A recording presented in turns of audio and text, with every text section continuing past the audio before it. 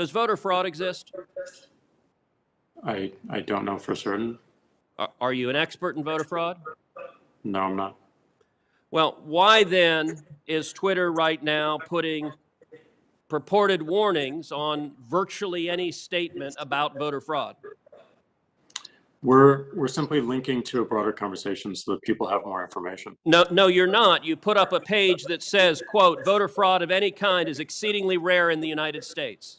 That's not linking to a broader conversation. That's taking a disputed policy position.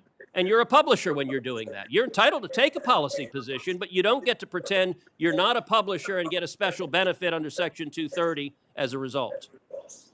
That link is pointing to a broader conversation with tweets from publishers and people all around the country. Mr. Dorsey, would the following statement violate Twitter's policies? Quote, absentee ballots remain the largest source of potential voter fraud.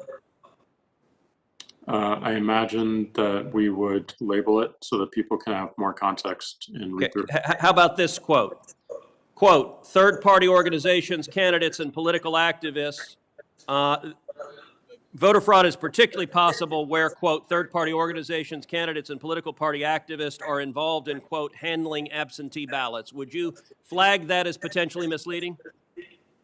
I don't know the specifics of how we might enforce that, but I imagine a lot of these would have a label pointing people to a bigger conversation. Well, you're right. You would label them because you've taken the political position right now that voter fraud doesn't exist. I would note both of those quotes come from the Carter-Baker Commission on Federal Election Reform. That is Democratic President Jimmy Carter and former Secretary of State James Baker. And Twitter's position is essentially voter fraud does not exist. Are you aware that just 2 weeks ago in the state of Texas, a woman was charged with 134 counts of election fraud? Are you aware of that?